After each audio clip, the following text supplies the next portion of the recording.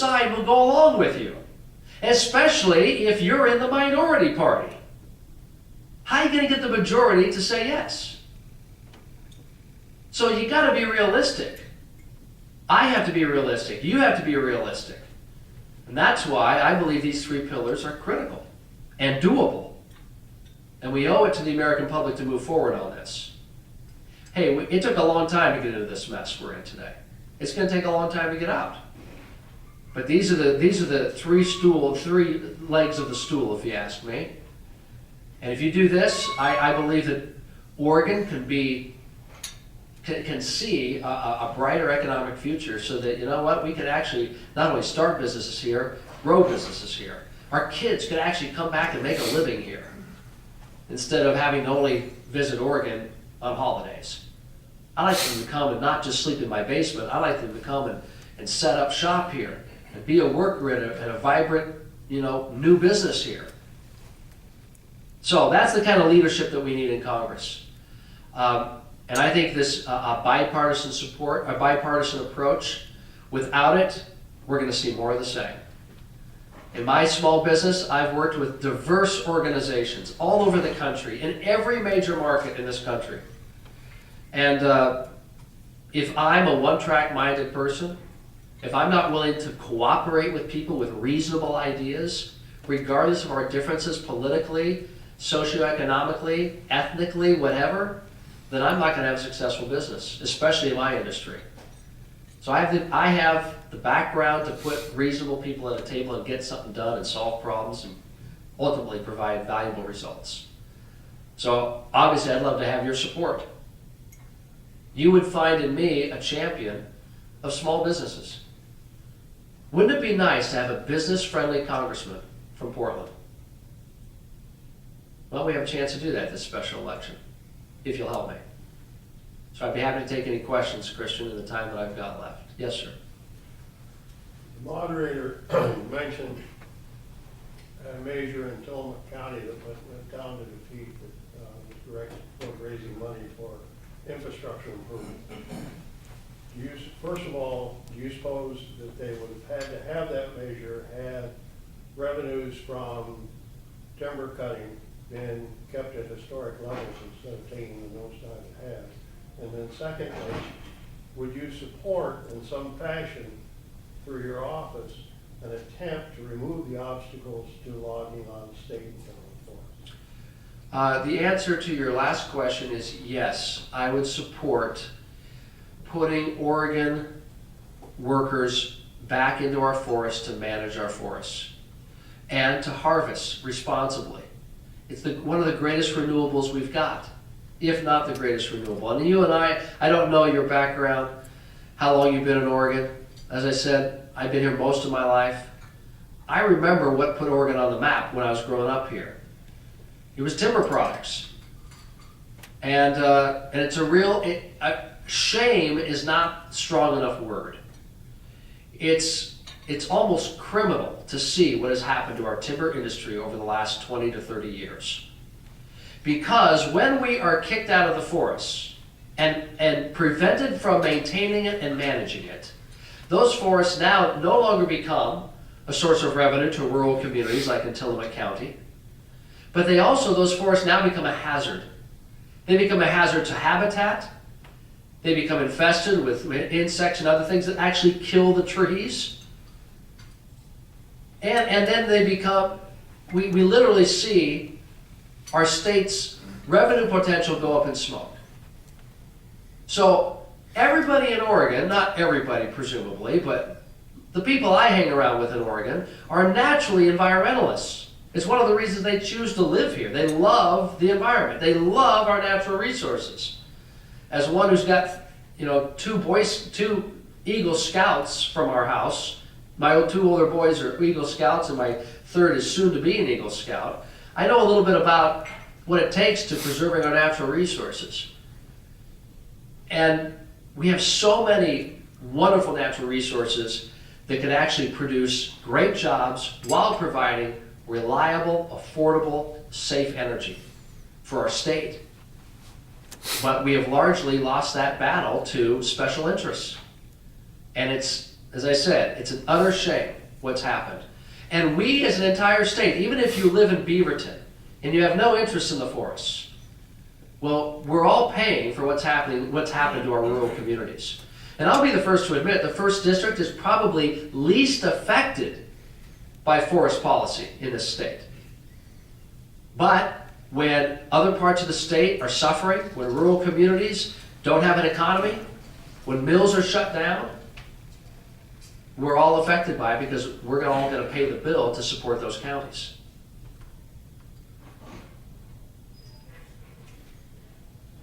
Please. Okay, so I'd like to switch to natural resource question, the natural hazard question. Given that our first district has severe threat of earthquakes and tsunamis, and that 4 of the 5 seaside schools, 4 of the 5 schools in the seaside school district Okay. are in the tsunami inundation zone, and the kids are at a very high risk. And given the limited resources in the local economy, in the local communities in the state, when elected, what would you do to make those kids safer? Great question. I don't know all the specifics that you just described about the schools and the danger that apparently they're presented with by being in those zones. I think we just need to look at vital services right now in this economy. There's a lot of people who have wish lists for Congress. I wish I could have this, I wish I could have that. So certainly I believe the federal government's role is to protect its citizens, whether it be from, obviously, foreign influence.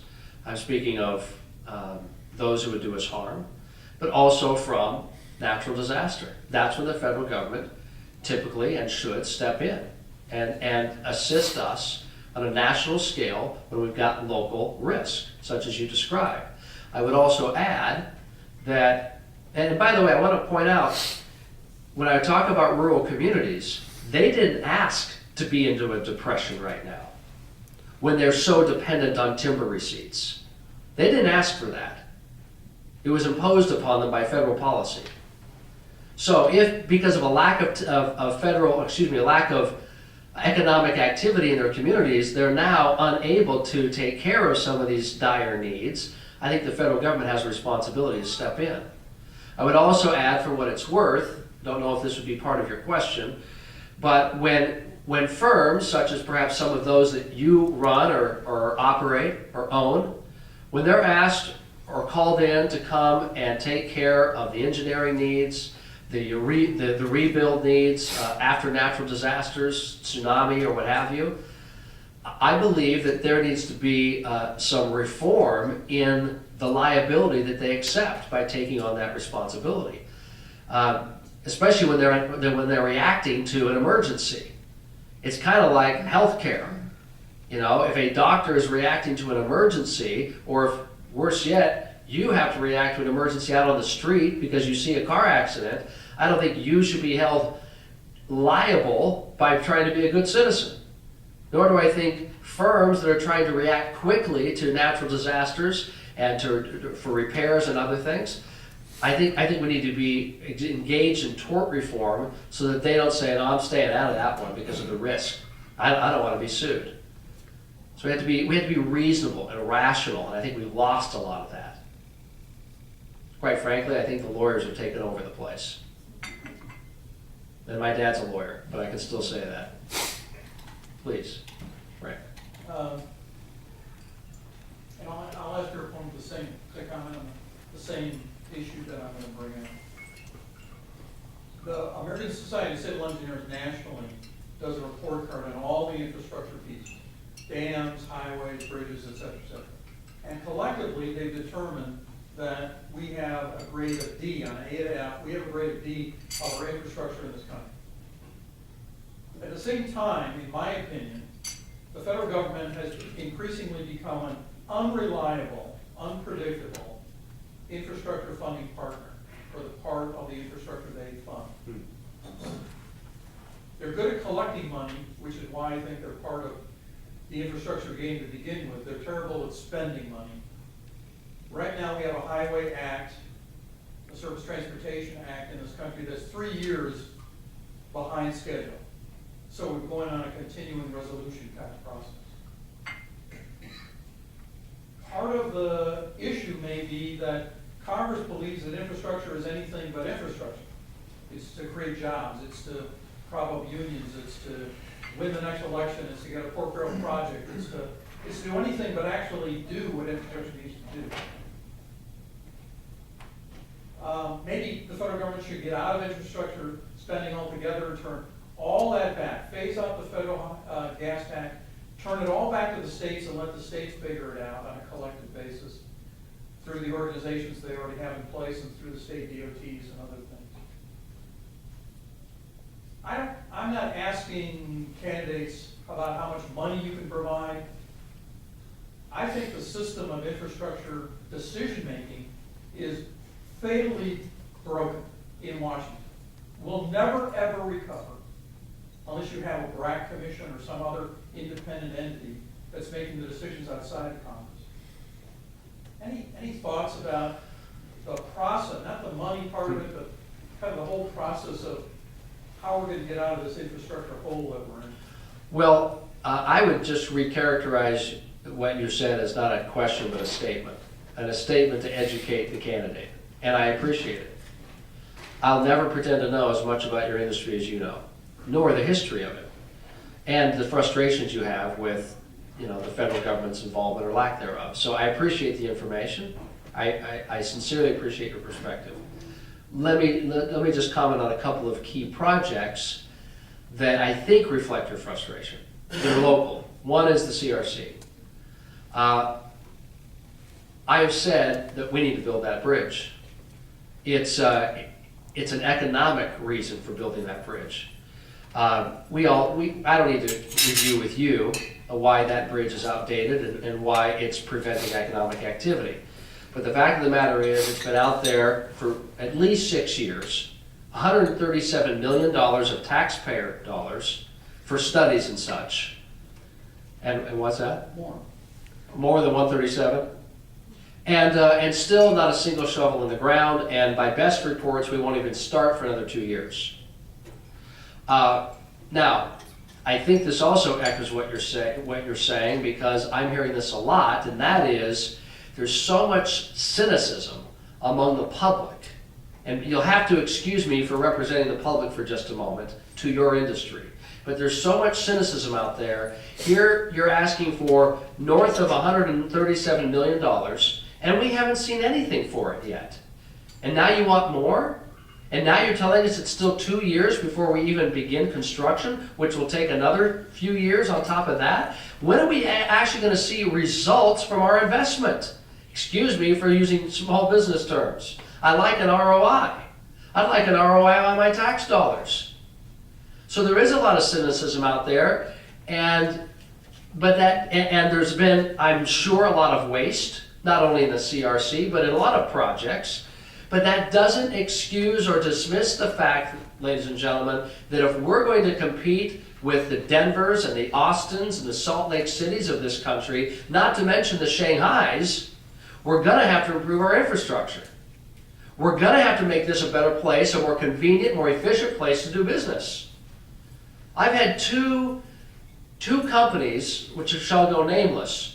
I've spoken to both of these companies recently who have told me they actually go around that bottleneck on I-5, which puts on at least an hour more of time on their trucks, but they go around it because at least their trucks in the end can be more efficient. But they said if we could go through, because there was actually a free flow of traffic, it would actually increase our profitability. And those are just two quick examples. Now, I don't like the fact, as I said, that a lot has not been done. And I also don't like crony capitalism. And there's a lot of accusation out there right now, some of it I'm sure well-founded, that a lot of infrastructure projects are just paybacks. What I will do, my commitment to you, is that I will always ask myself, what is going to grow the economy? And growing the economy may be a CRC, but you're hurting the economy when you're only rewarding those who have friends in high places. So more transparency, more accountability, I will insist upon as a member of the delegation from this state. The other project that I happen to, it's on my mind right now because I was in Yamhill County this morning, actually for more than half the day, is the bypass, which I'm sure you all know about. Another project sitting around. Meanwhile, the economy in Yamhill County is suffering. Businesses are not looking there anymore. Not entirely, but in large part because the transportation is so unreliable, slow, inefficient, costly, etc. So I understand the value of infrastructure. And I differed with many Republicans when President Obama announced his jobs plan back in September, I think it was, to the joint House, the joint session of Congress. And I differed with a lot of Republicans when I said that one of the key tenets of the president's jobs plan is to improve infrastructure, and I agree with them. I gotta just say one more thing. Public-private partnerships, I think, are absolutely critical if we're going to be successful in this area of infrastructure buildup. It can't be all government, because frankly there's inefficiencies with government, and it can't just be the private sector because frankly they don't have enough transparency in many cases. You have to bring these two together. I recently, earlier this year, before I knew there would be a special election that I would eventually throw my hat in the ring for, I was trying to talk to many of our civic leaders here in the Portland region about a true public-private partnership to turn Memorial Coliseum, known as Veterans Memorial Coliseum, into the largest production soundstage in the world. Movie studio. The largest one in the world under one roof. And turn what ostensibly is a home for a minor hockey league team into a real profit center for the city, the county, the state, etc. We weren't asking to buy the arena. We simply were bringing private investors to the table saying, if you'll let us be a part of this, we can retrofit this building to make it the envy of the movie business, the television business, the creative business, new media creation. And we would create thousands of jobs over the years as a result, not only in the construction, but in the production work done there. And think how it would spread economic activity throughout the Portland Northeast region, which desperately needs it. But our whole model was based on a public-private partnership. And by the way, none of the elected officials I went to talk to shared my party affiliation. Didn't matter to me. I thought it was the right idea for the right space at the right time. That's the kind of partnership I want to bring to Congress. I don't care if it's Congressman Blumenauer who's got a good idea, Senator Wyden who's got a good idea, Eric Cantor who's got a good idea. I don't care. My background is, let's put good ideas on the table, let's roll up our sleeves, let's do some things to get positive results, and stop this endless game of waiting for the next election. Sure. And I don't know how much time I have left. One more minute, okay. Frank tactfully avoided the financial portion of this question, so I will ask it instead. What's your point of view on raising the federal gas tax, which I think hasn't been raised in I don't know how many years, but it's been a long time, and I think it's year by year continues to fall behind to do any reasonable support of our highway system. Well, right now I'm not in favor of a gas tax. I don't think this is the time to be raising taxes on. When is it? During the good times? Well, if we had more good times, if we had more taxpayers, if we had more people working, our tax base would go up, our tax revenues would go up. And that's what I think the solution is. It's not, as I said earlier, these piecemeal approaches. It's not these 12-month fixes. I don't want to present another Band-Aid. I want to fix the wound. And frankly, just too many politicians, and you mentioned it, Frank, continual resolution, continuing resolution, continuing resolution. Ladies and gentlemen, there is no good reason why the U.S. Senate hasn't passed a budget for nearly 960 days. That's the height of irresponsibility. And that kind of uncertainty, that kind of lack of confidence is, I think, hurting our economy. That's why a lot of you are sitting on your hands and not hiring. That's why a lot of people who would be hiring you aren't doing so. So I'm looking for wholesale change. So I would ask for your consideration tonight. If you believe in the things that I'm talking about, I'm asking for your support. If you believe more of the same, the status quo, especially for Oregon, is okay, then don't vote for me, because I'm not about the status quo. If you think this delegation from Oregon would be well served to have more balance among our parties, I'm asking for your vote. And if you think that your interest would be better served from someone who actually has met a payroll for 195 straight months, who knows, like you, how to sign the front of a paycheck, who knows how to make tough decisions, then I would ask not only for your vote and your support, I'd ask for your advocacy and encourage other people to join us. You may not be able to vote for me based on where you live, but if you'll get me to Congress, I'll probably vote for you as far as what matters to you in growing this economy. So that's my commitment to you. Look forward to continual conversation, not only in this campaign, but hopefully after January 31st, if you'll help us. Please take the literature, check out our website. You can call me, email us, whatever you'd like to do if you have further questions. I certainly appreciate the opportunity to address you tonight, and I wish you the best as you help to grow this economy, and also happy holidays to all of you. Thank you very much.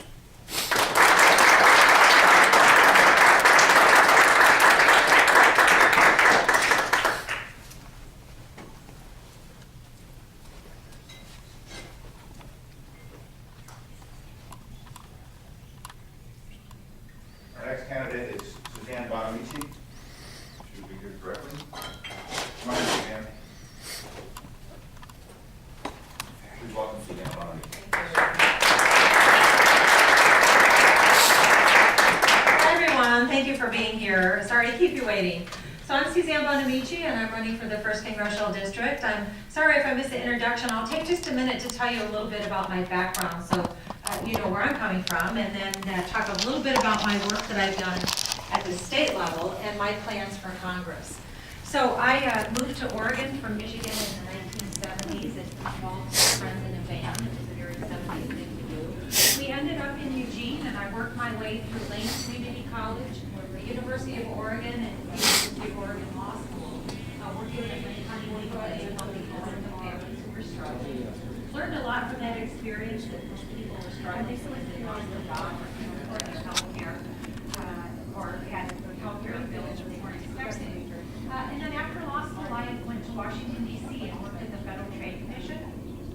I was working on consumer credit issues, truth in lending, things like mortgage fraud, equal credit opportunity, and had the ability to help people there, for example, cracking down on mortgage fraud before the financial crisis. And then that was in the 80s, and I met my husband there. We moved from Washington, D.C. to Washington County more than 25 years ago. I was in a law practice representing small businesses for a couple of years. An extended career break to raise 2 children within the Beaverton School District. I did a lot of volunteer work on the district, including serving the Beaverton Education Foundation board and volunteering in classrooms, rebuilding play structure, serving on district committees, everything that I could do to alert public education in the area. Also did some work volunteer work with other nonprofits. Then in 2006, I ran for the legislature. My first session was 2007. Served in the House for 1 session, and then was appointed and then elected to the Senate, where I served. Yeah, I have my email on there. And I'm now running for Congress to continue for the work and the leadership that I have done in the Oregon legislature. As I travel around this district, The CRC is the main one, and the main thing is. my home, Yamhill County, Plattsburgh County, Columbia County, and part of Oklahoma County, people are talking about jobs in the economy. It's issue number 1, getting people back to work. And I have been talking from day one about a couple of ideas, because we need short-term and long-term solutions. Short-term solutions including getting housing areas. This is something that I took a leadership role on and passed in the Oregon legislature. That's the politician. Working with their state economic So it's one of those things development where if you funds that they come up have. with So that small businesses can start up That's or that they can grow and keep jobs here in Oregon. I will continue that work We in don't Congress. waste In fact, money I'm proud to say I and have an endorsement of the Credit Union Association, that they can loan more to members if they raise their capital. It's a no-cost solution to get more capital